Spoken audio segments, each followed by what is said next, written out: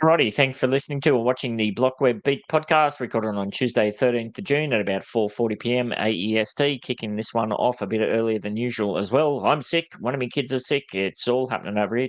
Trying to get this one out before all of the regular madness kicks in, dealing with all of that stuff. Anyhow, on this week's show, crypto claws back some of the recent losses. Venezuela restricts Binance access. Ethereum sets new staking withdrawal records. Upland Totems second cycle begins while Chapter Two Sparklet airdrop ends.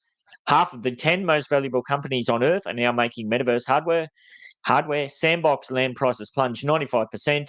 OpenAI fears people will form bonds with the AI it developed to fool humans. Apple to release next generation iPhone SE with AI features in 2025. Lamborghini partners with NFT gaming giant Animoca Brands. Ethereum still dominating NFT sales, but market participation shrinks. Big names invest $6 million in Pentagon Games' quest to reimagine Web3 gaming. And Ubisoft unveils the Captain Laserhawk game. Plus, as always, we ground ourselves with some real-world insights with a few doses of reality from the Meatsuitaverse. Time for the disclaimer. Warning, the information and opinions within are solely the views of the individuals involved, contains content not suitable for anyone. Definitely not suitable for anyone. All right, let's start things off by taking a look at what's currently happening in some of the crypto markets. This week, the global crypto market saw a solid rebound, with the total market cap increasing by 8.6% from 1.91 trillion to 2.09 trillion. Bitcoin's dominance edged up slightly from 55.8% to 56%. Market sentiment showed significant improvement, with the Fear and Greed Index moving from 31 fear to 52 neutral. Bitcoin led the charge, as it usually does, rising 9.9% from 53,380 last week to now, what are we, bit over 59,000. While Ethereum, pardon me, followed closely behind with a 9.7% gain, jumping from 2,401 to 2,660. Sparklet also saw positive movement, climbing 4.1% from 0.039 to 0.041. Other notable movers include Ripple, which surged 15.1%, Solana, which rose by just under 10, and Radix, which jumped 17.8%, although that's had massive declines over the last couple of months. On the downside, Engine saw a slight dip, dropping 2.1%. Overall, the market is showing some signs of recovery, with most major cryptocurrencies experiencing some gains, although careful what you wish for there. Anything could happen still. Right, sticking with blockchain crypto news, Venezuela has taken drastic measures by blocking access to Binance and other online platforms amid escalating protests over the disputed presidential election. Following President Nicolas Maduro's narrow victory with 51% of the vote, opposition groups accused him of election fraud, sparking widespread unrest. In response, the government has cracked down on dissent, restricting internet access and blocking key platforms like Binance, which has become a crucial economic tool for many Venezuelans. If you might remember, they kind of almost made that their default currency, didn't they? Anyhow, as the country's currency continues to devalue, here it says here, Binance has played a vital role in facilitating Bolivia conversions to stablecoins and Bitcoin, making this block a significant blow to the already struggling economy. The situation continues to develop as international scrutiny grows over the legitimacy of the election results. Sticking with blockchain crypto news, Ethereum staking withdrawals have surged to record levels this week, with over 122,000 Ethereum being unstaked, marking the largest withdrawal since May. This shift has sparked significant attention within the crypto community, as it reflects changing market sentiments and strategies among Ethereum holders. Analytics platform Into the Block highlighted the volatile nature of the market, emphasizing the importance of tracking essential metrics like staking flows for informed decision-making. The rise in withdrawals underscores the unpredictable landscape of Ethereum and the broader DeFi market, where investor behavior can rapidly evolve. Yes, the question remains, what is going to be done with that Ethereum? Who knows? All right, moving on to Upland Metaverse news. The second cycle of Upland's Totem gameplay has kicked off, bringing new updates and challenges for players. This cycle introduces stricter penalties for understaking Totem, which could even result in your totem dying if you're not careful. The cycle also includes a Totem sale available exclusively to Totem owners, so make sure you stock up. If you have to, each totem follows a unique output curve that influences the Totem rewards you can earn, with timing and spending amounts being crucial factors. Missing the 5-day activation window means your totem stays inactive for the entire 30-day cycle. So timing is everything, and you better make a move soon if you're thinking about taking part. Activated my 3 2 nights ago, I believe. So, yes, as you navigate through this cycle, managing your totem traits and understanding the penalties for incorrect spending are key to maximizing your potential rewards in Upland's ever-evolving metaverse. If you are new to the Upland community or you just don't know where to start with how much protum or whatever to feed to your totems, your best bet is to get yourself actively engaged within the wider community in the Upland Discord or over on X. There's no shortage of people who would be willing to help you out with all that entails. Right, in other Upland Metaverse news, Chapter 2 of Upland's airdrop campaign has just wrapped up, but it wasn't without its challenges.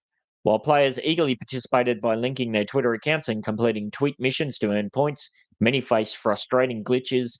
The Upland team acknowledged the issues, particularly missions that appeared as incomplete even after being properly completed.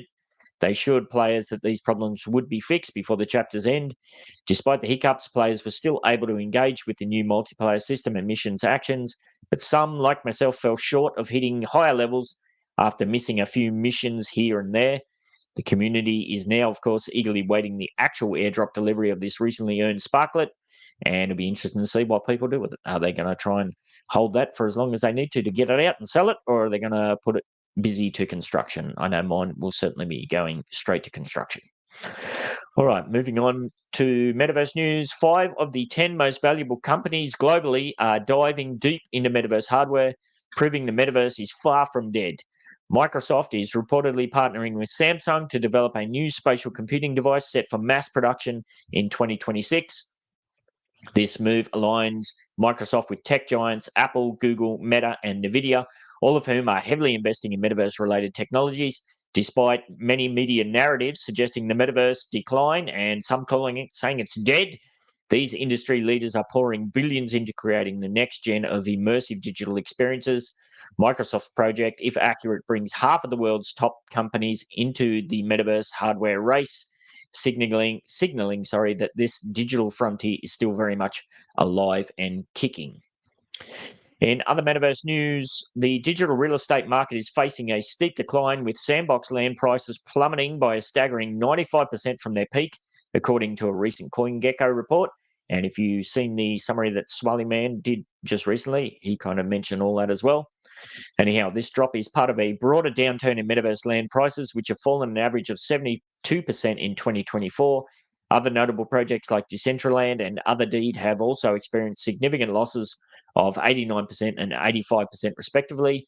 However, Topia Worlds, formerly known as NFT Worlds, has shown some resilience with a smaller 65% drop, thanks to effective rebranding and strong community engagement. Amid this backdrop, of course, Upland's virtual property ecosystem has recently listed its Sparklet token on the cryptocurrency market, which we've covered previously. While Sparklet saw a modest 4.1% increase this week, which we covered, the broader market struggles raise concerns about the future of Upland's property values. Could Upland follow the same downward path from here as Sandbox, or will it manage to buck the trend? The current downturn does serve as a stark reminder of the volatility and unpredictability inherent in the digital real estate market, making the future of virtual property ecosystems like Upland and everything else very uncertain. All right, racing through it while my voice still holds out. In AI news, OpenAI has raised concerns that people may form emotional bonds with AI, potentially affecting human relationships. During safety testing of GPT-4o, OpenAI discovered that users were forming connections with the AI, which could reduce their need for human interaction. The company fears this could alter social norms, as users might prefer interacting with AI due to its availability and passive nature. OpenAI's mission to develop human-like AI has led to concerns about anthropomorphization, where people treat AI as if it were human. This issue isn't new. It dates back to early chatbots like Meatsuitaverse in the 1960s. The trend continues today with AI assistants like Siri and Alexa, highlighting the industry's ongoing challenge with human-AI relationships. Now let's go back to this. What does it say? The company fears this could alter social norms, as users might prefer interacting with AI. Well, I just spent the last 35 minutes interacting with ChatGPT 4o to get ready for this show, and I was bloody frustrated as hell. It kept generating square images. I don't know how many times I told it, generate a landscape image, not a square image. So no, it's not as straightforward as that. Maybe I'm just A boring old bastard. I can't see myself falling in love with ChatGPT anytime soon. Right, sticking with AI news, Apple's next-gen iPhone SE, set for an early release 2025, is shaping up to be a game-changer for the brand's affordable line. Alongside a new design and improved OLED display, the SE will feature Apple Intelligence, AI capabilities previously limited to the Pro models. This marks a significant shift, making advanced AI tasks more accessible. The device is expected to include the A18 chip and 8 gigabytes of RAM, optimized for handling AI workloads. Additionally, it will adopt Face ID, a 48 megapixel camera, and a USB Type-C port, moving away from the older Touch ID and Lightning port. These upgrades position the SE as a powerful contender in the smartphone market, bringing high-end features to a more budget-friendly device. Here's hoping it can handle Upland, because if you didn't see the little clip I put out this morning, the white screen crashes in Upland on Apple iOS is just absolutely out of control at the moment. Outrageous, I tell you. So maybe that can help it out. All right, racing through, as I said, in NFT news, Lamborghini has teamed up with NFT giant Animoca Brands to enhance brand engagement in the automotive world through digital tech. This collaboration involves exclusive partnerships with creative studio Gravitas Labs and Metaverse, aiming to combine Lamborghini's automotive excellence with innovative Web3 solutions. Additionally, Lamborghini is set to launch a unique NFT collection on September 25 through the Elysium Bridge platform, showcasing rare pieces from the Ferruccio Lamborghini Museum in Italy. The collection, featuring art from internationally known artists, marks Lamborghini's significant entry into the NFT space, following other major car brands and race teams. So if you can't afford the good old Lambo in real life, you might be able to get yourself a NFT Lambo. Not sure that will have the same flex factor, but see how you go. In other NFT news, NFT sales saw a slight boost this week, climbing 6.29% to hit 95.42 trillion. Trillion, that'd be nice. No, million, sorry. With Ethereum leading the charge at 32.46 million in sales. Despite the increase in sales, the NFT market faced a significant drop in participation, with buyers down by 86% and change, and sellers by almost 77.25%. Solana NFTs followed closely with just under 20 million in sales, while Bitcoin NFTs saw a 10% decline, bringing in 14.69 million. The top NFT collection was Mythos D Market, with a massive 334.87% surge, securing 7.22 million in sales. However, participation in the market has shrunk dramatically, raising concerns about the long-term health of the NFT space. Yeah, but of course it's important to, take that into consideration with what's happening in the wider market and whatnot.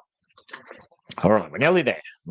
In Web3 gaming news, Pentagon Games, a pioneering Web3 AI-based game publisher, has secured $6 million in funding from major backers like Animoca Brands, Binance Labs, and Polygon. Their mission is to revolutionize the gaming industry by combining augmented reality, AR, virtual reality, VR, and artificial intelligence with Web3 tech to create immersive and interactive gaming experiences.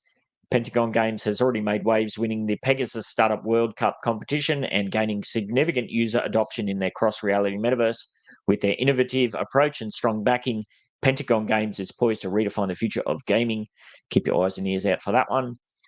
In other Web3 gaming news, Ubisoft is diving into the Web3 gaming world with Captain Laserhawk, the game, in collaboration with Arbitrum and Sequence.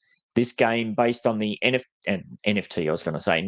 on the Netflix series Captain Laserhawk, a Blood Dragon remix, will feature characters from popular Ubisoft franchises like Assassin's Creed and Rayman. What sets this game apart is its player-driven narrative, where the community influences the plot and game development.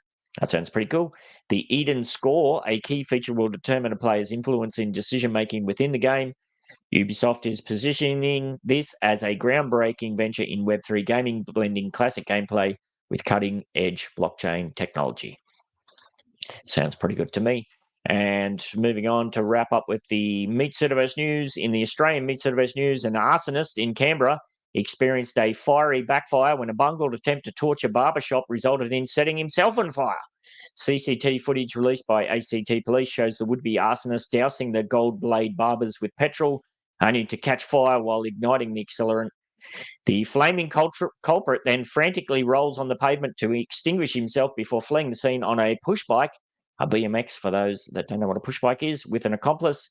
Police are still searching for the suspects and urge anyone with the information to come forward. Link in the description of the video on that. I couldn't help but have a bit of a chuckle. You dickhead. All right, in the New Zealand Meatsuitaverse news, this is a weird one. Transport Minister Simon Brown has confirmed that New Zealand will soon introduce congestion charging, aiming to reduce traffic during peak times. Drivers will face tolls on busy roads at busy times with time of use charges planned. So basically, if you're already frustrated on the road, stuck in traffic, now the New Zealand government is going to charge you for the privilege of being stuck in traffic. Doesn't really seem like there'd be much kind of incentive for them to fix the traffic problems if it's going to be turning into a money-making scheme. Bit of a weird one, that one. Speaking of weird, or maybe a case of revenge. And lastly, in Japanese Meatsuitaverse news, a 10-year-old boy was severely injured at Tonoru Beach in Fukui Prefecture after being bitten by a dolphin, marking the latest incident in a string of similar attacks in July. The boy required over 20 stitches for serious injury to his 2 fingers. Authorities are warning beachgoers to avoid approaching or feeding dolphins and to exit the water immediately if one is spotted. So there you go. Worried about getting attacked by a shark in Australia, worried about getting attacked by revenge-seeking dolphins in Japan. Crazy stuff. Anyhow, that's the beat for this BlockWeb week and a glimpse into some of what's currently making the news inside, around and outside of the Metaverse and in the Meatsuitaverse this week. If you'd like to get yourself involved in any of the Upland Down Under Entertainment productions, or if you have an Upland NFT or Metaverse product, service or event to promote, then send me Ben68 a DM or get yourself in the NBA server, which is linked in the description. Have a great week and we shall catch you later.